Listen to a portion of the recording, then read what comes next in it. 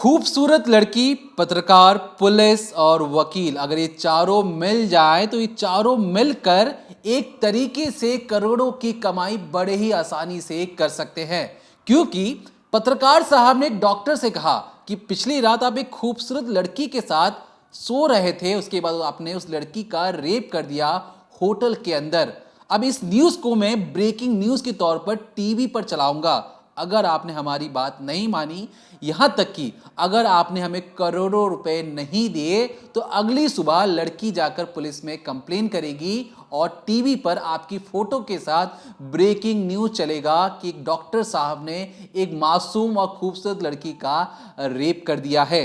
Doctor को लगता है कि ये सब जो लोग आए हैं फालतू की बातें करें, डॉक्टर उसे दरकिनार करते हैं। लेकिन डॉक्टर को क्या पता था, जो अगली सुबह जब सूरज निकलता है तो पहली किरण के साथ लड़की पुलिस थाने में जाकर डॉक्टर साहब के लिए कहते हैं कि केस कर देती है। इसके बाद डॉक्टर साहब सलाखों के पीछे पहुंच जाते हैं। लेकिन सलाखों के पीछे पहुंचने के बाद डॉक्टर के खिलाफ कई ऐसे सबूत मिलते हैं जिसमें लड़की खुद पुलिस वालों को दिखाती है वीडियोस, फोटोग्राफी, जिसमें साफ तौर पर पता लगता है कि किस तरीके से डॉक्टर साहब पिछली रात अतरंग होकर उस महिला के साथ थे। लेकिन रेप हुआ या नहीं हुआ, इसकी पूरी मेडिकल रिपोर्ट भी सामने आ जाती है। पता लगता है कि लड़की के साथ कुछ ना कुछ जरूर हुआ है। अब 3-4 दिन रहने के बाद वकीलों की एक फौज जाती है, डॉक्टर से बात करती है कि देखो डॉक्टर, हमने आपसे पहले भी बोला था कि पैसे दे दीजिए, अब आपने पैसे नहीं दे रहे हो तो सोच लीजिए अभी भी वक्त है, मामला लंबा खिंच सकता है, हमें अभी भी out of the court settlement कर लेते हैं, करोड़ रुपए दे दीजिए। डॉक्टर को लगता है कि उसने कुछ गलत किया नहीं है, जो है बिल्कुल सही है। कोर्ट में उसकी जो गवाही है, जो सच्चाई है, सच्चाई की जीत होगी। लगभग 75 दिन गुजर जाते हैं, इसके बावजूद डॉक्टर बाहर नहीं आ पाता है। फिर डॉक्टर हार कर उन एडवोकेट के सामने, उन वकीलों के सामने, उन पुलिस वालों के सामने, उन पत्रकारों के सामने घुटने टेक देता है और कहता है कि ठीक है, मैं आपको 1,05,00,000 रुपए दूंगा। जैसे ही अकाउंट में पैसे ट्रांसफर होते हैं, लड़की कोर्ट में गवाही देती है कि नहीं, मेरे साथ कोई रेप हुआ ही नहीं है। उसने अपना पूरा बयान ही बदल दिया। जब बयान बदल दिया तो डॉक्टर साहब सलाखों के पीछे कैसे रहते, वो जेल से बाहर आ जाते हैं। अब ये जो वकील थे, ये जो पत्रकार थे, जो पुलिस वाले थे, ये पहाड़ों में जाकर ऐशो आराम, डांस करते हैं, पार्टी करते हैं, पैसे उड़ाते हैं। अभी जो सारी चीजें मैंने आपको बताई, ये बिल्कुल आप ही के बगल में या कहे राजस्थान से सामने आई, जब स्पेशल ऑपरेशन ग्रुप, जो पुलिस की इन्वेस्टिगेशन ग्रुप बनाई गई थी, जब वो एक मामले की तफ्तीश कर रहे थे जहां पर एक गैंगस्टर ने एक किसी दूसरे गैंगस्टर को मार गिराया था। जब धरपकड़ हुई, उस धरपकड़ में जब सलाखों के पीछे जब पुलिसिया तरीके से उनसे पूछा जा रहा था, तब उन्होंने कहा कि हम राजस्थान के अलावा कई राज्यों में एक लड़कियों का ब्लैकमेलिंग वाला रैकेट चलाते हैं। इस रैकेट में पत्रकार भी हैं, नाम लेके बताएंगे उन पत्रकारों का, नाम लेके बताएंगे उन पुलिस वालों का कि किस तरीके से इस गैंग ने लगभग 25 करोड़ रुपए ऐंठे हैं। ये सिर्फ कागजी तौर पर है, जो बेनामी है, जिसके बारे में पुलिस को अब तक पता नहीं लग पाया है, उसकी जानकारी नहीं है, लेकिन ऑन रिकॉर्ड 25 करोड़ रुपए की लेनदारी हो चुकी है। लेकिन अगर आपको अंदर की बात ये भी बताएं कि जो सारे जो जितने पकड़े गए थे, जो शख्स थे, वो आप सबके सब बाहर हैं, तो कैसे पुलिस से चूक भी हुई और कैसे ये लोग बड़ी आसानी से, बड़े इत्मीनान से बड़े बड़े लोगों को फंसा रहे थे। इसमें वकील हैं, पत्रकार है, पुलिस है, और कैसे सारी चीजें इनके हक में जा रही थी। और ये जो लड़कियां हैं, जो पहले कहती हैं कि मेरे साथ रेप हुआ और अगली दिन जाकर कहती हैं कि मेरे साथ रेप नहीं हुआ, वो आरोपी छूट जाता है। जो कोर्ट में खड़े होकर जो लड़की अपनी बयान बदल सकती है, उन लड़कियों को कहां से लाया जाता है, ये लड़कियां कौन हैं और कैसे इतनी आसानी से ये जो मर्द है इन लड़कियों के जाल में फंस जाते हैं, उसकी आज डिकोडिंग क्राइम के अंदर आपको बिल्कुल एक अंदर की बात बताएंगे, जिस सुनकर आपको लगेगा कि अरे हमारे समाज में ये सब चीजें भी हो रही हैं, हमें इसकी भनक क्यों नहीं लगी। तो चलिए, डिकोडिंग क्राइम के अंदर आज राजस्थान की एक बिल्कुल हनी ट्रैप की एक ऐसी कहानी बताएंगे जिसे सुनकर आप बहुत चक्के रह जाएंगे। तो करीब साल 2015 से ये पूरा नेक्सस चला आ रहा है राजस्थान के जयपुर में। यहाँ पर कई सारे ऐसे बड़े चेहरे हैं जो बड़े बड़े क्लब्स में जाते हैं, बड़ी बड़ी पार्टियों में जाते हैं और फिर अपने मोहरों को यूं कहें कि जिन पर उन्हें टारगेट करना है उन्हें चुना जाता है। और साल 2015 से बाकायदा जो लड़कियां हैं, जो ये पूरी गैंग है, ये बड़े बड़े लोगों को, बड़े बड़े अधिकारियों को, बड़े बड़े अफसरों को फंसाते जा रहे हैं, उनसे पैसे ऐंठते जा रहे हैं, रेप का केस लगाते जा रहे हैं। हालांकि राजस्थान पुलिस यानी कि जो स्पेशल ग्रुप बनाया गया था, उन्होंने पूरी तफ्तीश की, पूरी इंटरोगेशन हुई और उसके बाद कई सारे जो आरोपी हैं एक एक करके पकड़े गए, फिर जमानत पर बाहर भी आए, लेकिन अब भी दबे पांव ये जो पूरा नेक्सस है और ये जो पूरा ब्लैकमेलिंग, सेक्स, हनी ट्रैप का जो पूरा ये एक नेक्सस है, वो बड़े ही आराम से अभी भी दबे पांव चलाया जा रहा है। और पुलिस अभी भी उस पर एक तरीके से नज़र बनाकर बैठी है कि कब कौन सा मोहरा पुलिस के शिकंजे में फंस जाए। तो सबसे पहले समझते हैं कि आखिर ये जो बड़े बड़े लोग हैं जिनकी हम बात कर रहे हैं कि पत्रकार शामिल हैं, पुलिस वाले शामिल हैं, इसके अलावा जो वकील हैं वो शामिल हैं, तो वो इस पूरे नेक्सस में कैसे आए। तो दरअसल वो नेक्सस में आए नहीं, वो नेक्सस में फंसे नहीं, बल्कि उन्हीं का बनाया तो नेक्सस है। ये जो पूरा हनी ट्रैप का जो पूरा स्कैंडल हुआ है, जो हनी ट्रैप का पूरा एक जाल बनाया गया, ये जर्नलिस्ट यानी कि पत्रकारों, वकीलों और पुलिस वालों के द्वारा बनाया गया। और जिसमें से पत्रकार और वकील सबसे इम्पॉर्टेंट हैं इस केस में। उनके मैं नाम सबसे पहले आपको बताती हूँ। एडवोकेट हैं नवीन और आनंद शांडिल, पत्रकार हैं अक्षत और सोनू। अब बात करेंगे पुलिस वाले की सबसे आखिर में, लेकिन उससे पहले ये जो दोनों वकील और जर्नलिस्ट हैं इनके बारे में समझते हैं। होता दरअसल ऐसा है कि ये चारों मिलकर एक प्लान बनाते हैं कि क्यों ना पैसा बनाया जाए, बड़े बड़े लोगों को बेवकूफ़ बनाया जाए। और ये जो चारों लोग थे बड़े बड़े क्लब्स के मेंबर्स थे। जैसे क्लब हुआ करते हैं जिसमें बड़े अधिक लोग आते हैं, आईएएस ऑफिसर आ गए, डॉक्टर्स आ गए, कुछ और ऐसे वकील भी आ गए, बड़े बड़े बिजनेसमैन आ गए। तो ऐसे जब लोग आते हैं तो उनको सबसे पहले टारगेट करते हैं कि इसमें से कौन ऐसा है जो अपनी बीवी से परेशान है, किसी को कोई समस्या है, कोई लड़की से दोस्ती करना चाहता है या नहीं। उनके पहले हाव भाव समझे जाते हैं और अपने टारगेट को ये लोग बड़े ही अच्छे तरीके से, कहते हैं ना रेकी की जाती है, तो बहुत अच्छे से समझते हैं। फिर इनके दिमाग में आता है कि ये जो सारे मर्द आए हैं, इनके लिए अगर खूबसूरत लड़कियों का इंतज़ाम कर दिया जाए, इनसे कोई दो प्यार की बातें कर ले, इनके साथ कोई मोबाइल पर चैट कर ले, आधी रात को बात कर ले, कुछ तस्वीरें साझा कर ले, तो ये पिघल जाएंगे और पैसे दे देंगे। और जब नहीं देंगे तो उस पर हम इन पर रेप का केस लगा देंगे। तो ऐसे पूरी प्लानिंग होती है। अब जो जर्नलिस्ट हैं वो सबसे पहले, और जो एडवोकेट हैं वो लड़कियों को तैयार करते हैं, उनको ट्रेनिंग दी जाती है, उनको बताया जाता है कि बाकायदा आपको किस तरीके से बात करनी है, किस तरीके से रिझाना है, कैसे कैसे आप कपड़े पहन कर जाएंगी, अगर आप पहली मीटिंग में मिलती हैं तो कैसी बात करेंगी।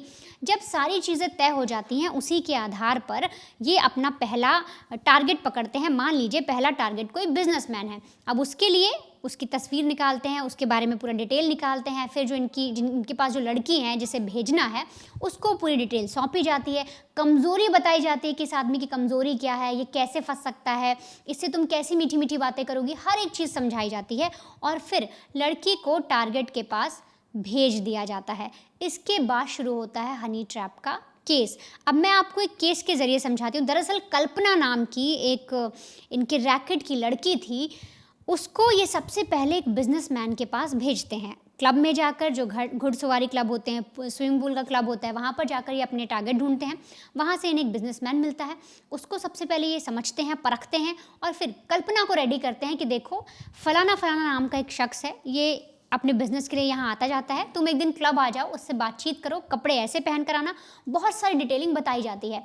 कल्पना भी पूरी तरीके से तैयार होकर पहुंचती है और धीरे धीरे, आपने कई मूवीज़ में देखा होगा, टीवी सीरियल में देखा होगा, जिस तरह से अप्रोच किया जाता है, बहुत सारी ऐसी तरीके जो हथकंडे हैं वो कल्पना अपनाती है और बिजनेसमैन से बातों में लग जाती है।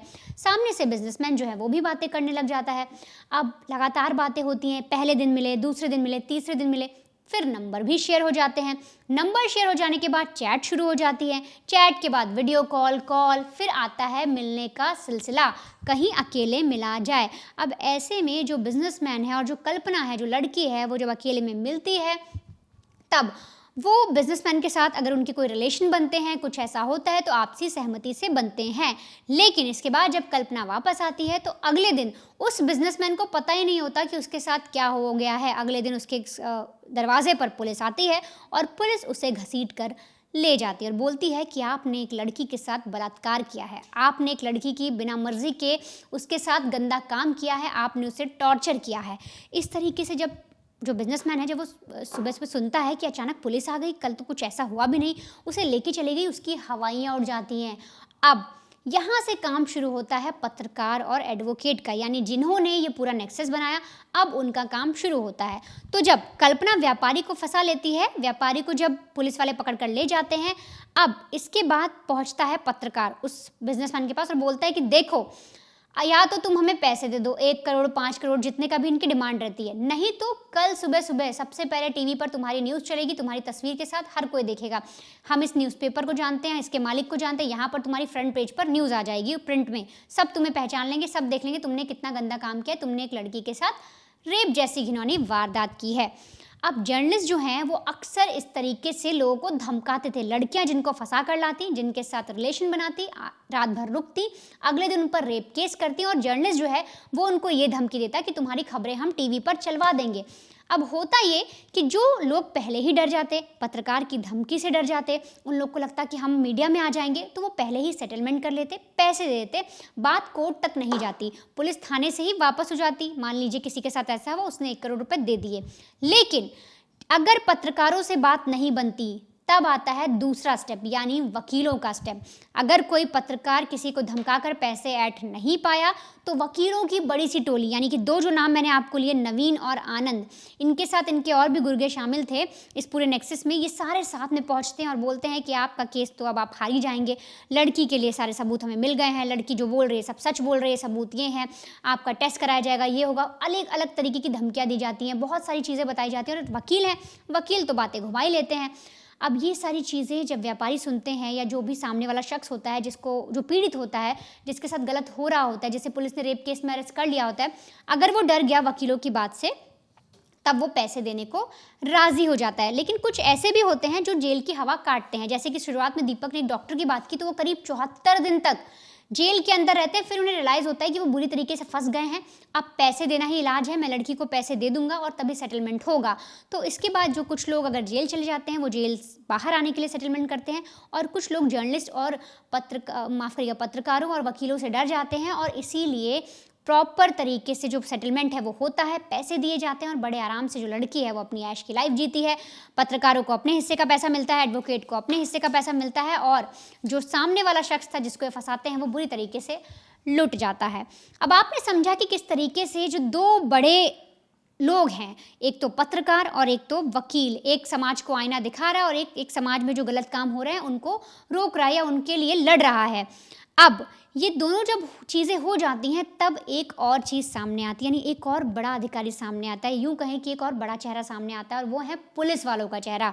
दरअसल इस पूरे केस में पुलिस वालों की भी संलिप्तता है, एक पुलिस वाला भी इसमें शामिल है। और वो कैसे? क्योंकि आपने ये समझा कि जो जर्नलिस्ट हैं, जो एडवोकेट हैं, वो लड़कियों को कैसे भेजते थे अपने उनके पास, डीलर के पास, या जो उनके क्लाइंट थे उनके पास, लेकिन वो लड़कियां इन पत्रकारों और वकीलों तक कैसे पहुंची? तो उनको लाने वाला था एक पुलिस वाला, नाम है हरिकिशन। ये राजस्थान के जो आरएसी बटालियन होती है 5वीं, उनमें काम करते थे। इनका नाम हरिकिशन है, और ये उत्तर प्रदेश, उत्तराखंड, महाराष्ट्र, मध्य प्रदेश, उत्तर भारत से कई सारी जो लड़कियां हैं उन्हें जुगत करते थे, उनको बताते थे कि देखो तुम्हें नौकरी करनी है, तुम्हें पैसा कमाना है, तो मेरे पास अच्छा ऑफर है, मंथली 12,000 मिल जाएंगे बड़े आसानी से। पहले उन लड़कियों को लेकर आते, फिर यहाँ पर कोई छोटा मोटा काम करा ले जाता ताकि लड़कियों को पहले ही शक ना हो कि कुछ गलत काम हो सकता है। फिर समझा जाता था कि जिन लड़कियों को पैसों की ज़रूरत है, या जो पैसों के लिए कुछ भी करने को राज़ी है, उनको आगे बढ़ाया जाता था, उनको काम सिखाया जाता था, और उनको बताया जाता था कि तुमको टारगेट फिक्स करने हैं, तुमको बड़े बड़े क्लाइंट बनाने हैं, उनको पहले उनके साथ जाना है, उनके साथ रिलेशन बनाना है, बातचीत करनी है, फिर रात बितानी है, और अगले दिन उन पर रेप का केस लगा देना है, बाकी सब हम हैंडल कर लेंगे। तो जब जो एसओजी की पूरी टीम थी, जब उन्होंने एक एक करके खुलासा किया, जो 2015 से चीज़ें चलती आ रही थी, 15, 16, 17 लगातार हर साल गिरफ्तारियां होती गई, वकील पकड़े गए, पत्रकार पकड़े गए, पुलिस वाला जो है ये भी पकड़े गए, और भी इनके टीम मेंबर्स पकड़े गए, तब जाके पूरी कहानी सामने आई कि कैसे एक एक शख्स को हर एक काम सौंप दिया गया था कि कैसे आपको लड़कियों को लेकर आना है, उनको मनाना कैसे है, उनको झांसा कैसे देना है, फिर आपको लड़कियां सप्लाई कैसे करनी है क्लाइंट तक, और फिर क्लाइंट को बेवकूफ़ कैसे बनाना है या फिर उस पर झूठा रेप केस कैसे करा के पैसे ऐंठने हैं। अब यहाँ तक की चीज़ें आपने समझी, अब आप समझिए कि कैसे इनकी मोटी कमाई होती जा रही थी, क्या इनको ऐसा लालच आ गया था, और तो और किस तरीके से ये जो पूरा नेक्सस है ये बढ़ता जा रहा था, लगातार बढ़ता जा रहा था और पुलिस की नाक के नीचे ही बढ़ता जा रहा था। वो तो एक मर्डर केस हुआ, एक हिस्ट्री शीटर ने किसी को गोली मार दी जिसकी वजह से पूरे नेक्सस का भंडाफोड़ हुआ। वर्णिता ने आपको बहुत सारी चीज़ें बताई कि जिस तरीके से जो लड़की आगे बढ़ना चाहती है उसे आगे बढ़ाया जाता है। तो ऐसे में सबसे पहले नाम आता है रवनीत कौर का। ये पंजाब से हैं, लेकिन जो इनकी पैदाइश है वो हांगकांग में है। मतलब ये विलायती हैं, एनआरआई हैं, लेकिन पढ़ाई के सिलसिले में ये इंडिया में पिछले कुछ सालों से रह रही थी। लेकिन इंडिया में रहते रहते, पढ़ाई करते करते इन्हें इश्क हो जाता है अपनी ही एक साथी के साथ, रोहित नाम है। रोहित से शादी करना चाहती थी, लेकिन जो रोहित के घर वालों का ये कहना था कि खुद रोहित और खुद रवनीत कौर दोनों बेरोजगार है, तो दोनों की शादी कैसे पॉसिबल है। ऐसे में रवनीत को लगा कि ये तो उसके ईगो पर हट हो गया। उसे लगा कि मुझे बहुत पैसे कमाने हैं, बहुत पैसे से कहने का मतलब कुछ ज़्यादा ही पैसे कमाने हैं, और ऐसा नहीं कि महीने या साल भर के बाद, कुछ दिनों के अंदर ही बहुत पैसे कमाने हैं। लेकिन बोलना आसान होता है, करना बहुत ज़्यादा मुश्किल होता है।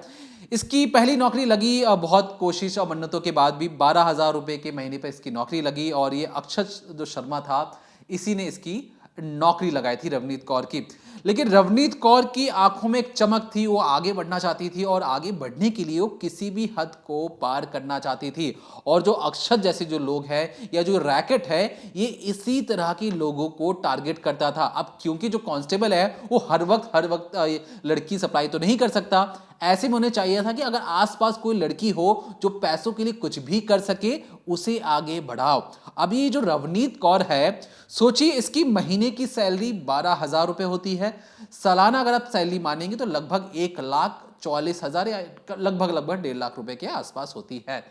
अब इन मैडम ने कहा कि मुझे बहुत जल्द पैसे कमाने हैं। इन्होंने कई केस किए थे, 2014 में जोड़ी थी। लेकिन ये करती क्या है, एक बिजनेसमैन के साथ या कहीं बिल्डर को अपने झांसे में लेती हैं, उसे अपने प्यार में फंसाती हैं, चैटिंग होती है और उसके साथ शारीरिक संबंध बन जाता है। इसके बाद बिल्डर को ब्लैकमेल किया जाता है, कहा जाता है कि तुम्हारे वीडियोस वायरल कर दिए जाएंगे। इसके एवज में बिल्डर ने लगभग उसे 1,20,00,000 रुपए वापस किए। ये कि तुम मेरी वीडियोस और फोटोज कहीं वायरल मत करना। तो बिल्डर ने 1,20,00,000 रुपए रवनीत कौर को दिए। लेकिन रवनीत कौर का जो कट था उसमें वो था सिर्फ और सिर्फ 30 लाख रुपए का। बाकी की जो 90 लाख हैं वो किसमें बटे हैं? पत्रकारों में बटे हैं, वकीलों में बटे हैं, पुलिस वालों में बटा है। तो 30 लाख का अपना मोटा मुनाफा कट रखकर जो रवनीत कौर है उसे लगा कि तो माला माल हो चुकी है। ऐसे कई केसेस हुए। मैंने आपको एक केस बताने की कोशिश की है कि किस तरीके से जो रवनीत कौर है वो काम करती है। अब क्योंकि रवनीत कौर पिछले 2 सालों में उसने बहुत मोटा मुनाफा कमा लिया था, उसने इतने पैसे कमा लिए थे कि उसने एक पॉश जगह पर अपना घर भी ले लिया था। अब वो पहली वाली बात नहीं रही कि जिस तरीके से जो रोहित है उसके घर वाले कह रहे थे ये तो बेरोजगार, इसके पास पैसे नहीं है। अब क्योंकि पैसे कमाने के बाद बहुत ज़्यादा पैसे इकट्ठा हो चुके थे और कुछ इसी तरीके से गंदा पैसा था, ये कोई मेहनत करके खून पसीने की कमाई नहीं थी, ये सिर्फ और सिर्फ अश्लील हरकतें कर कमाए हुए पैसे थे जो ज़्यादा दिन टिकते भी नहीं हैं।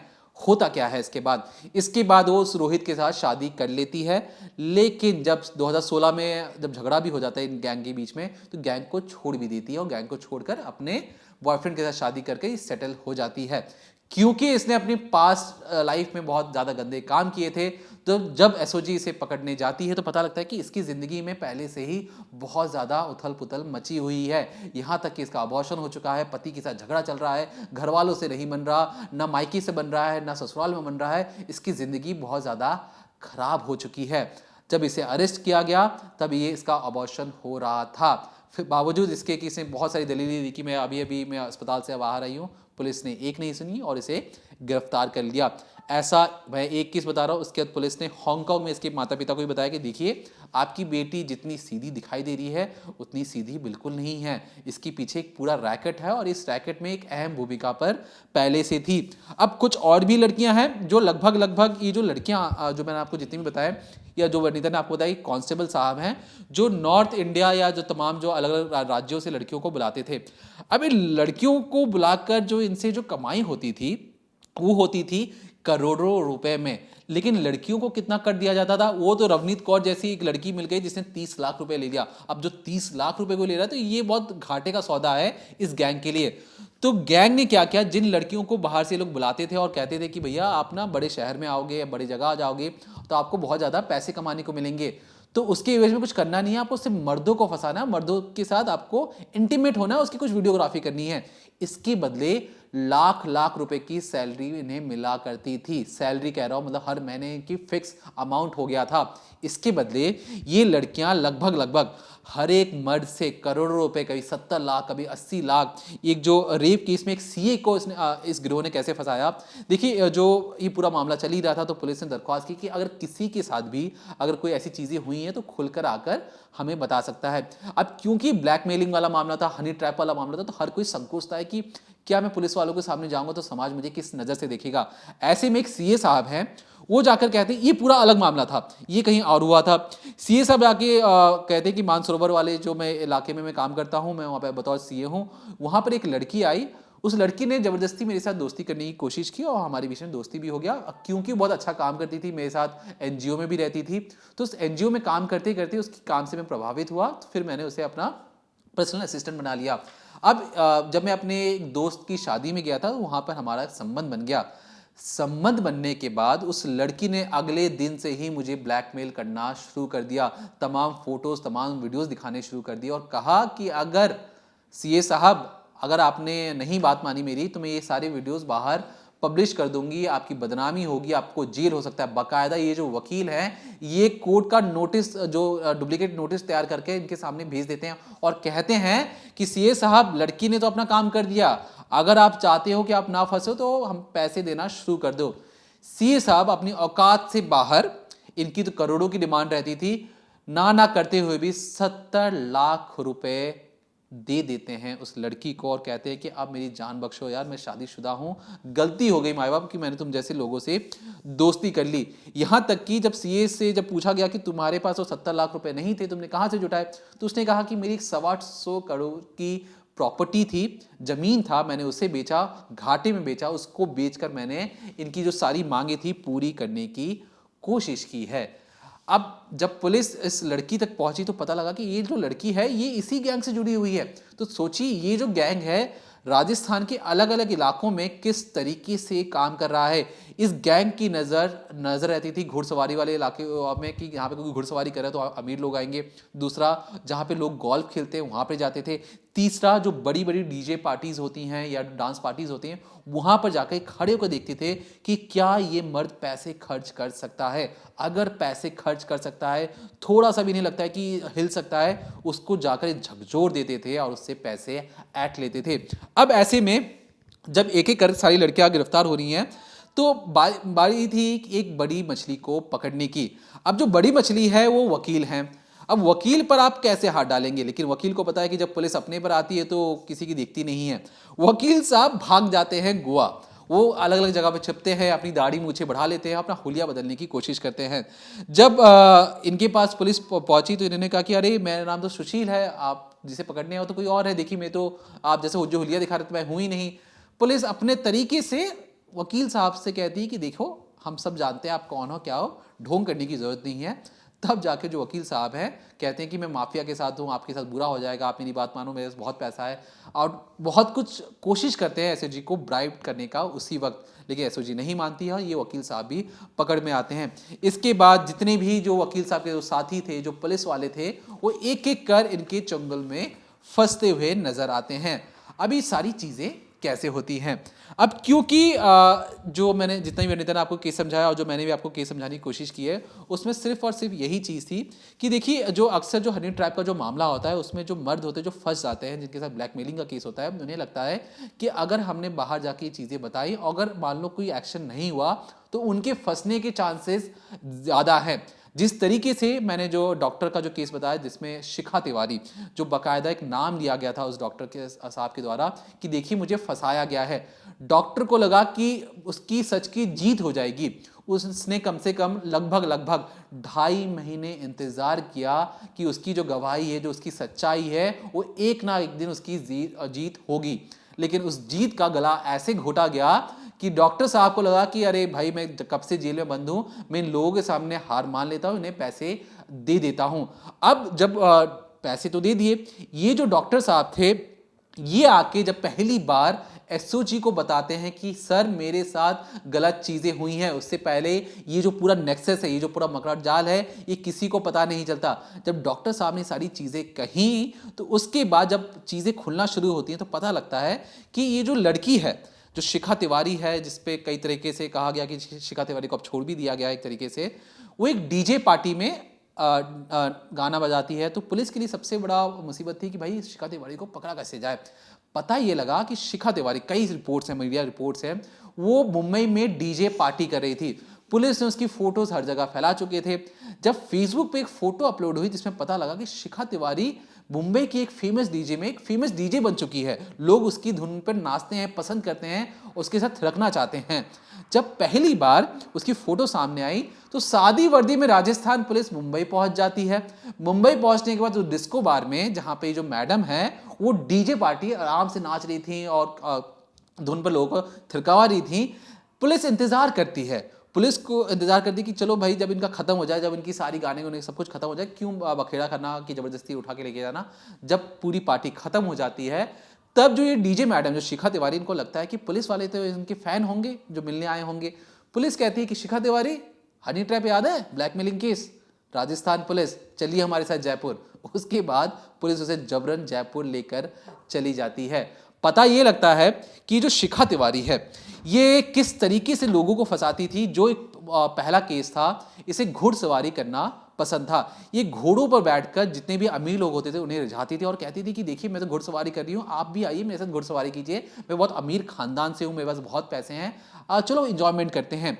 ये कुछ इस तरीके से इन लोगों से दोस्ती करती थी कि मैं बहुत अच्छे खानदान से आती हूँ और ये सब मेरे लिए छोटी मोटी बात है। यहाँ तक कि जब इसकी डॉक्टर से दोस्ती हुई तो डॉक्टर से दोस्ती इसने कैसे की, ये अक्सर अपने आप को ऐसा बोल दिखाती थी और कहती कि मैं स्कार है लेकिन मैं ना डिप्रेशन में रहती हूँ, पैसा है लेकिन बहुत बहुत अकेली हूँ, डिप्रेशन में जा रही हूँ तो मैं क्या करूँ।